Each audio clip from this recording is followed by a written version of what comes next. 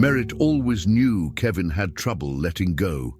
She had seen it in the way he watched her, even after the divorce, in the subtle manipulations he used to pull Winter closer to him, in the small, unexplainable things that felt off in her own home. But lately, that unease had turned into something much worse. Her schedule seemed to be known before she even shared it. Personal belongings were slightly misplaced, and worst of all, Winter had begun saying things that didn't sound like her own thoughts. Then, one night, as Merritt picked her up from Kevin's house, her daughter hesitated before getting into the car, her small voice trembling as she whispered, "Mom, I don't want to stay there anymore. He makes me write about you." At first, Merritt couldn't breathe. She had feared Kevin was trying to turn their daughter against her. But this was something far more sinister. And it was only the beginning, because when Merritt decided to uncover the truth, she discovered something that would shatter her world. Kevin wasn't just manipulating Winter, he was building a case to prove she was unstable, a case to take Winter away from her, and in his hidden room, buried beneath piles of false evidence against her, Merritt found something even worse. She wasn't the first. Kevin had done this before. This is a battle not just for justice, but for survival. Stay until the end, because once Merritt exposes the truth, there's no turning back. Merritt's fingers tightened around the steering wheel as she stole a glance at her daughter through the rearview mirror. Winter sat rigidly in the back seat, her small hands clasped together on her lap, her knuckles almost white. The tension in the air between them was thick, suffocating. Merritt swallowed hard, trying to keep her voice steady, gentle, though her mind was already spiraling. "Sweetheart, what do you mean he makes you write about me?" she asked, careful not to sound alarmed. Winter hesitated, her wide blue eyes darting toward the window, as if afraid that her father might somehow hear them even now. "He says I have to write down everything you do, what time you wake up, what you eat, who you talk to." Her voice was barely above a whisper, but the weight of her words sent a chill through Merritt's spine. Merritt felt her throat tighten as she absorbed what her daughter had just revealed. A sickening wave of unease rolled through her. Kevin had always struggled with control, with letting go, but this was something different. This was beyond resentment or jealousy. This was surveillance. Does he tell you why?" she pressed, her voice slightly shaking despite her efforts. Winter nodded slowly, shifting in her seat. She picked at the hem of her dress before murmuring, "He says we need proof that you're not a good mom. He says the court will listen if we show them enough." Merritt's stomach dropped. It was one thing to suspect that Kevin was still obsessed with their life together, but manipulating their daughter into gathering evidence against her, that was calculated, cruel. Her pulse pounded in her ears as she realized what this meant. He was building a case to take Winter away from her. The road ahead blurred for a moment as her mind raced. Merritt forced herself to take slow, deep breaths, gripping the wheel so hard that her knuckles ached. "Winter, listen to me," she said carefully, turning her head slightly to look at her daughter. "You don't have to do what Daddy tells you if it makes you uncomfortable. You can always tell me, okay? No matter what." Winter's lower lip trembled, and for a moment she looked so small, so fragile, that it nearly broke Merritt's heart. "But he says if I don't, I'll be hurting him. He says I need to help him so we can all be together again." Her little voice cracked, and she wiped at her eyes quickly, as if ashamed of her tears.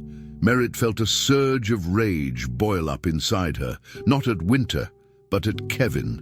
He was using their child as a pawn in his sick game, warping her innocent mind with guilt and fear. Merritt pulled into their driveway, cutting the engine, before twisting in her seat to face her daughter fully. "That's not fair of him to say, baby. It's not your job to make him happy, and it's not your job to fix things between us. That's between me and him." Winter nodded, but her small frame remained tense, shoulders hunched as if bracing for an unseen storm. Merritt reached out, tucking a stray strand of hair behind her daughter's ear, offering a small, reassuring smile, despite the panic clawing at her chest. "I need you to trust me, okay? No matter what he says, you and I are a team. You're safe here with me." Winter hesitated, then gave the tiniest of nods. It wasn't much, but it was something. As she guided Winter inside, locking the door behind them, Merritt's mind churned with what to do next. This was no longer just Kevin refusing to move on. This was calculated, dangerous. He was trying to twist their daughter against her, to paint her as unfit, and she had no idea how far he was willing to go. Her first instinct was to call her lawyer, but would that escalate things? Would Kevin retaliate in ways she wasn't prepared for? Her stomach twisted as she recalled the small but unsettling changes she'd noticed in her home. Lately, a misplaced photo frame, a door she swore she had locked, left slightly ajar, the growing, suffocating sensation that she was never truly alone. Could he have been here, inside her house? The thought sent a shudder through her body. As she tucked Winter into bed that night, pressing a lingering kiss to her forehead, she forced herself to smile. "Sleep tight, sweetheart," she murmured, brushing her fingers over her daughter's cheek. Winter clung to her hand for a moment longer than usual before letting go, her little voice barely audible in the dim light. "Good night, Mommy." Merritt lingered in the doorway, watching the slow rise and fall of her daughter's chest as she drifted into sleep. Then, with quiet steps, she made her way to the kitchen, reaching for her phone. She hesitated before dialing, her thumb hovering over the screen. Calling the police felt drastic, but ignoring this felt reckless. Before she could decide, her phone buzzed in her hand, making her jump. A message from an unknown number. Her breath caught in her throat as she opened it. "You should be careful what you teach her. She's learning all the wrong things." The blood drained from Merritt's face. Her fingers trembled as she stared at the words, her heart pounding so violently she thought it might burst from her chest. Kevin. It had to be him. But how did he know? Had he been listening? Watching? She spun around, scanning the dimly lit room as a cold sweat broke over her skin. The sensation of being watched, the eerie certainty that she was never truly alone. It wasn't paranoia. It was real. And now she had proof. Merritt sat at the kitchen table, her fingers drumming anxiously against the wooden surface as she replayed the text message in her mind. Her heart pounded with a mixture of dread and rage. Kevin was watching. He knew. But how?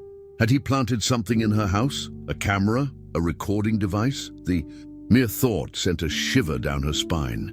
She forced herself to take a deep breath, to push down the panic threatening to consume her. She needed answers.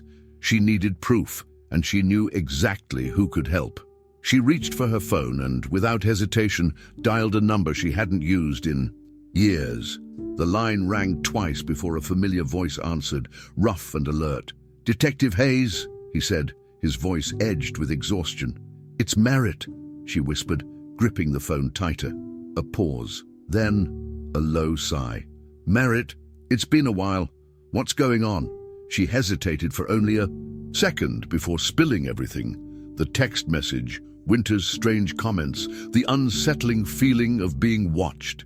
Hayes listened without interrupting, his silence pressing, analyzing. "This isn't paranoia," she said firmly. "He's building something against me. I know it. I need to know what he has." Another long silence. Then finally, "Meet me at the station in an hour," she exhaled shakily. "Thank you," she murmured before ending the call. Her fingers trembled as she set her phone down, her mind already racing through every possibility. What if she was too late? What if Kevin had already set things in motion? She looked toward Winter's bedroom door, knowing that her daughter was at the center of all this. If Kevin was willing to manipulate her, what else was he capable of? An hour later, Merritt sat in the dimly lit office of Detective Hayes, her hands clenched tightly in her lap. He slid a thick file across the desk toward her. "We pulled what we could," he said, his expression unreadable. "This is what we found on him." She hesitated before opening it, her breath catching as she took in the contents. pages upon pages of records, phone logs, bank statements, schedules. He had documented everything. There were even photos, pictures of her leaving work, grocery shopping, picking Winter up from school, images of her inside her own home through the windows. Her stomach turned violently. How did he even, she started, her voice failing her as she flipped through the pages. Kevin's meticulous, Hayes interrupted, leaning back in his chair, and he's careful. Nothing in here is illegal on its own, but together, it paints a picture, a very controlled, deliberate picture. Merritt's fingers tightened around the pages. A picture of what? She forced out. Hayes exhaled sharply. Of a woman unraveling, a mother who is overwhelmed, unstable, someone who could, under the right pressure, be deemed unfit. A sharp, bitter laugh escaped her lips before she could stop it. "He's setting me up," she whispered, shaking her head in disbelief. "He's not just watching me. He's creating a narrative." Hayes nodded grimly. "And if you don't counter it, he could win." Her hands trembled as she pushed the file away. "What do I do?" she asked, her voice raw. "You start documenting everything," he said. "Keep records of your own. Be careful with your words. Your actions. He's looking for a reason to make you look bad. Don't give him one." She swallowed hard, nodding, but the weight of it all settled deep in her chest. This wasn't just Kevin refusing to let go. This was a calculated, tactical move, and if he had gone this far, there was no telling what he would do next. That night, as she tucked Winter into bed, she noticed the way her daughter hesitated, her fingers twisting in the fabric of her sheets. "Sweetheart," Merritt said gently, sitting on the edge of the bed, "is there something you want to tell me?" Winter bit her lip, looking at her mother with wide, uncertain eyes. "It's about Daddy," she admitted. Merritt's stomach coiled with tension. "What about him?" she asked carefully. Winter hesitated before whispering, "He has a secret room." The words sent a chill through Merritt's veins. "A secret room?" she repeated. Winter nodded. "It's in the basement. He says it's where he keeps the proof." Merritt felt the air leave her lungs. "Proof of what?" she asked, barely breathing. Winter lowered her gaze, her voice barely above a whisper. "Proof that you're not a good mom." Merritt felt her vision blur for a moment as the weight of those words crushed down on her. "Sweetheart," she said slowly, carefully, keeping her voice steady despite the storm raging inside her. "Did he show you what's inside?" Winter hesitated before shaking her head. "He doesn't let me go in, but I hear him in there sometimes, writing, talking to someone. On the phone." Merritt forced herself to remain calm, even as her hands shook. If Kevin had a room dedicated to his so-called proof, then he wasn't just collecting information. He was preparing for something bigger, something dangerous, and she needed to find out what it was before it was too late. Lying in bed later that night, Merritt stared at the ceiling, her mind racing. Kevin had planned this meticulously. He had been gathering evidence, twisting reality to fit his narrative. And now he had a place where he stored it all. If she could find that room, if she could see what was inside, maybe she could finally understand just how deep this went. But breaking into Kevin's house wasn't just risky, it was reckless. If he caught her, he could use it against her. But if she did nothing, she was handing him exactly what he wanted. A wave of determination settled over her. No matter the risk, she had to know the truth, because if she didn't, she would lose everything. Merritt gripped her phone, her pulse hammering as she listened to the smooth, calculated voice of Kevin's lawyer. "Merritt, I'm calling to express some concerns about Winter's well-being," he said, his words carefully measured. "Kevin has noticed changes in her behavior. She seems anxious, withdrawn. He's worried about the environment she's in when she's with you." Merritt clenched her jaw, her fingers tightening around the phone. "She's anxious because her father is forcing her to spy on me," she snapped. "He's the one putting pressure on her, manipulating her." The lawyer sighed, his voice laced with artificial sympathy. "Merritt, I know this must be difficult for you, but we need to consider what's best for Winter. If this situation escalates, Kevin may have no choice but to seek full custody.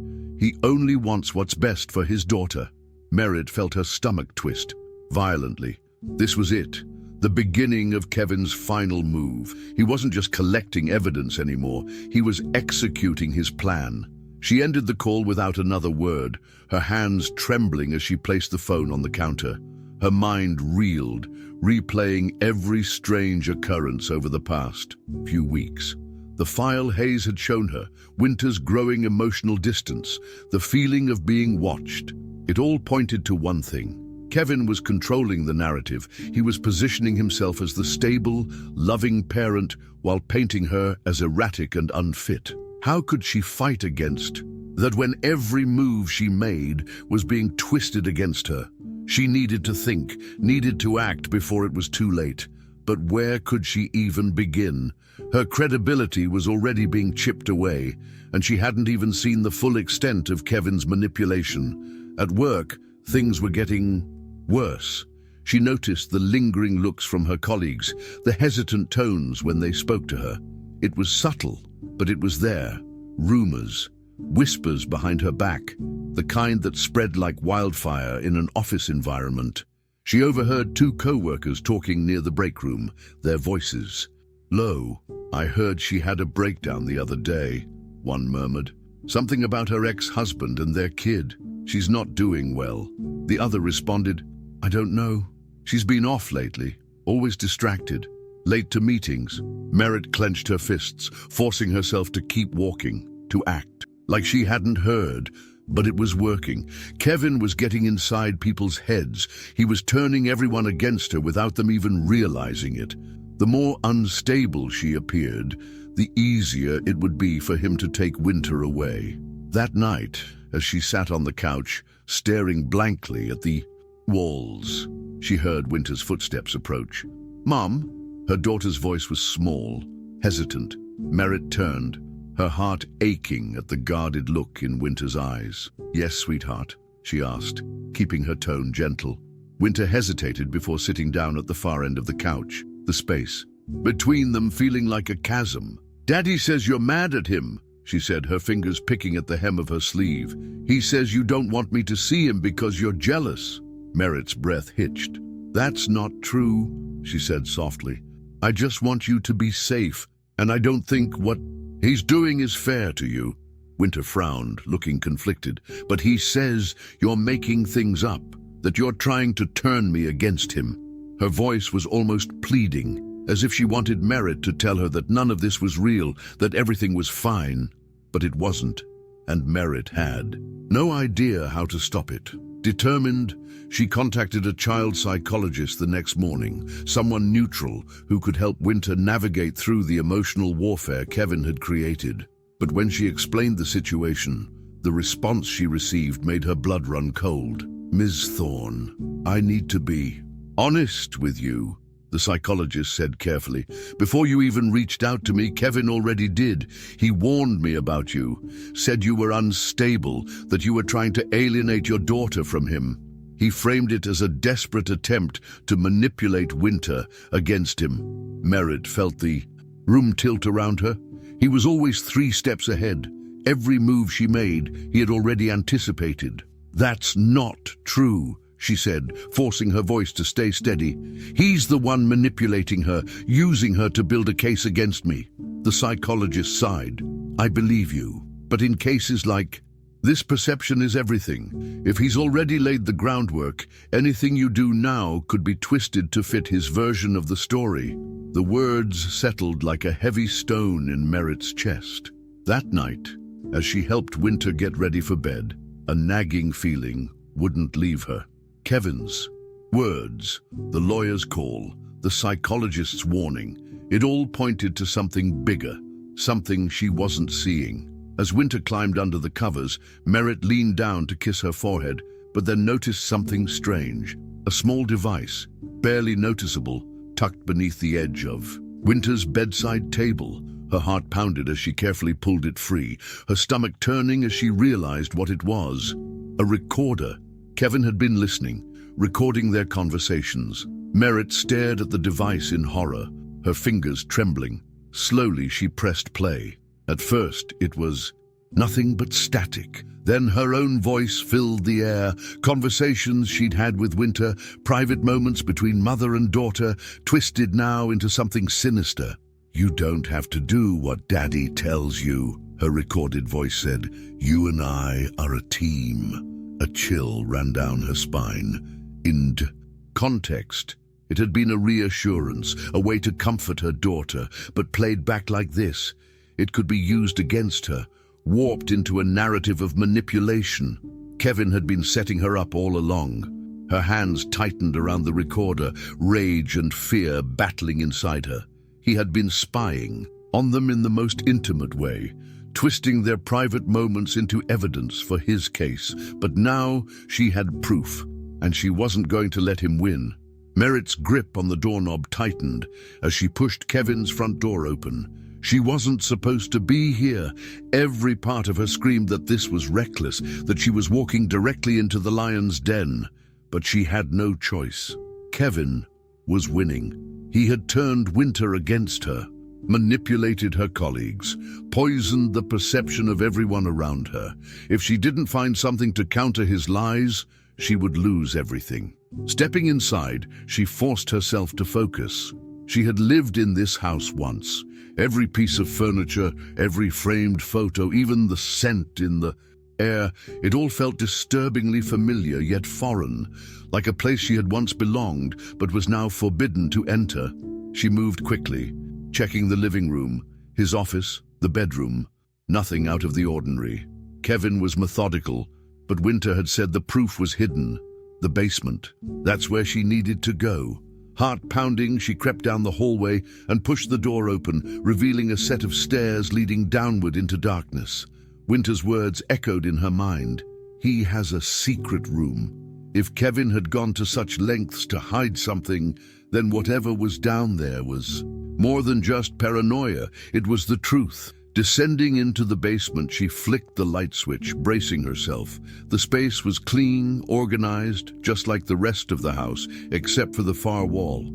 Her breath hitched as she took it all in. Notes, photographs, documents, all pinned in a sickeningly precise arrangement.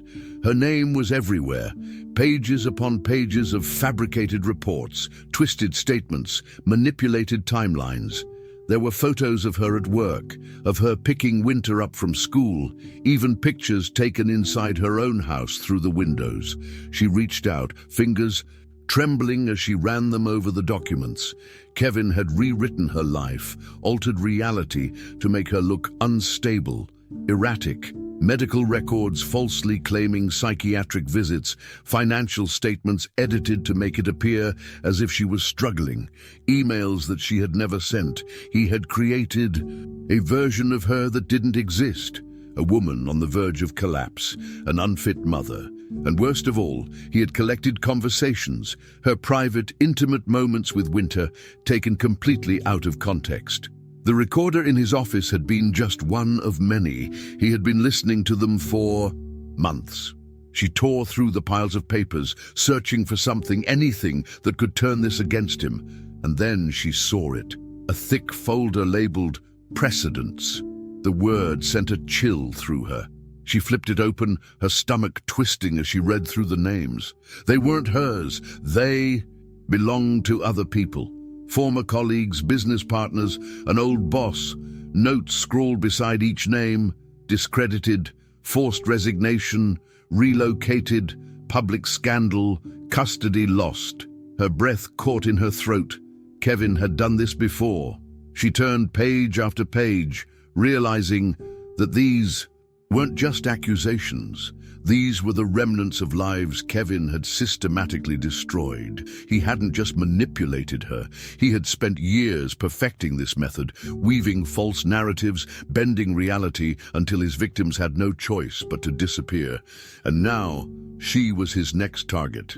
She forced herself to keep going, keep reading. And then, tucked between the pages, she found something small, something that made her entire body go numb. A crumpled piece of paper, written in a shaky, childlike hand. She unfolded it, and the words stared back at her like a scream in the silence. "I don't want to play this game anymore, Daddy." The room seemed to tilt around her. She gripped the edge of the table, trying to steady herself. Winter had written this. Her daughter, her innocent little girl, had been trapped in this nightmare, forced into a role she never wanted to play. Kevin had turned her into a pawn, convinced her that this was normal, that lying and spying on her mother was just another part of life. Merritt's hands clenched into fists, rage and heartbreak clashing inside her. Winter had tried to fight back. She had left this behind, a desperate plea for someone to see the truth. And now Merritt had it. She had proof, not just of Kevin's obsession, but of his pattern, his victims, his crimes, and most importantly, of what he had been doing to their daughter. A fire ignited in her chest. Kevin had spent years controlling the narrative, bending people to his will, turning lives into stories that suited his own agenda. But now she had the script. She had the evidence that could finally expose him. She grabbed her phone, snapping pictures of every document, every note, every piece of damning proof that could rip his carefully crafted world apart. Her hands were shaking, but not from fear, from determination. For too long she had been on the defensive, trying to keep herself from falling apart under the weight of Kevin's lies. But now she was going to fight, and she was going to win. As she turned to leave, she heard the faintest sound, her own breath, catching as she froze in place. Footsteps upstairs, her blood ran cold. Kevin was home. She hadn't been careful enough. She had taken too long. Panic surged through her veins, but she forced herself to stay calm. If he found her here, everything would be over. She looked around desperately for a way out, her mind racing. The basement had no windows, no easy exits. If she made a sound, he would know she was here. She had no choice but to wait, to listen. She pressed herself against the wall, barely breathing as she heard the floorboards creak above her. He wasn't heading toward the basement. Not yet. He was in the kitchen, moving around, unaware that she was just beneath his feet. She needed to get out. Quietly, she crept toward the stairs, pausing at every step, her pulse hammering in her ears. One wrong move and she was caught. She reached the top, peeking through the doorway. Kevin was facing away from her, checking his phone, oblivious. This was her only chance. She moved swiftly, her steps light, her breath held tight in her chest. As she reached the front door, she gripped the handle, praying it wouldn't make a sound. And then she was outside. She didn't stop. She didn't breathe until she was in her car, speeding away, hands gripping the wheel so hard that her knuckles turned white. She had done it. She had what she needed. And now it was time to end this.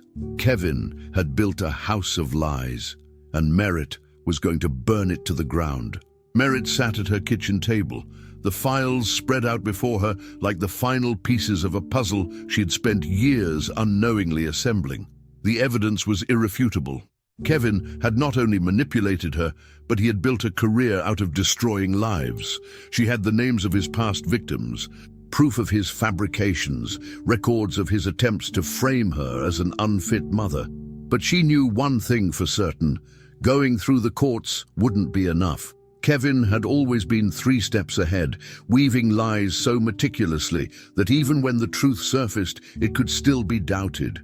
No, if she wanted to destroy him, she had to do it in a way he couldn't control. She had to make sure that everyone saw him for what he truly was. She grabbed her phone and dialed the number of someone she hadn't spoken to in years. A journalist, a name that had once been whispered in scandal, a man known for exposing corruption at the highest levels.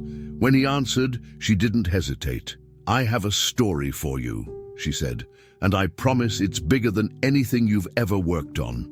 The meeting was set. She drove to a secluded cafe on the outskirts of the city, her pulse steady, her mind clear for the first time in weeks. The journalist, Richard Lanson, was waiting for her in the back corner, his sharp eyes scanning her as she approached. "Merritt Thorn," he greeted, his voice laced with curiosity. "I have to admit, I was intrigued by your call." She placed the folder on the table, Between them, watching as he opened it, his expression shifting from skepticism to astonishment. "Jesus Christ," he muttered, flipping through the pages. "This guy's a goddamn sociopath." She nodded. "I need this story out before he realizes what I'm doing. I don't want to give him time to spin his way out of it." Richard leaned back, exhaling sharply. "You're smart. If you took this to the police first, it might have been buried in legal red tape for months. But if the public gets a hold of this first," he smirked, tapping the folder, "by the time the cops move, the damage to his reputation will already be done." Merritt met his gaze, unwavering. "I don't just want to beat him in court. I want to make sure he never does this to anyone else again." The story went live the next morning. It spread like wildfire. Headlines flashed across social media. News anchors dissected the revelations.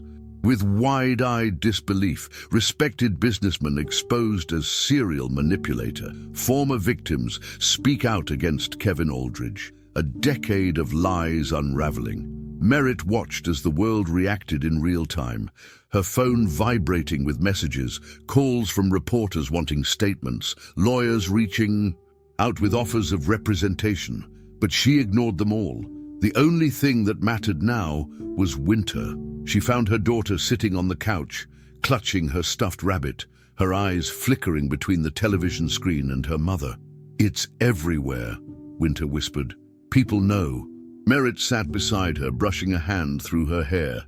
"You don't have to be scared anymore, baby," she murmured. Winter hesitated, her fingers tightening around the rabbit's ear. I just wanted him to let me think for myself," she said, her voice cracking.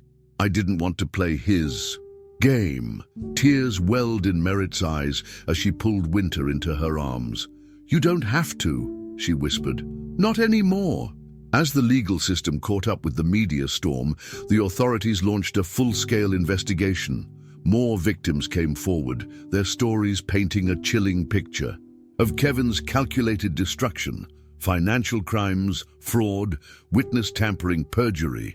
His empire of control began to collapse, and for the first time in his life, Kevin Aldridge was no longer in control of the narrative. His lawyer resigned. His business associates distanced themselves. The court dates were set, and this time there was no way out. Merritt sat in the back of the courtroom, watching as the judge read the charges against him. Kevin, once so smug, so untouchable, now looked like a man drowning in the consequences of his own making. The gavel slammed. The sentence was handed. It down. Kevin Aldridge was going to prison. As the officers moved to cuff him, Kevin turned his head, his sharp blue eyes locking onto hers. A slow, deliberate smirk curled on his lips as he leaned in slightly, just enough for her to hear.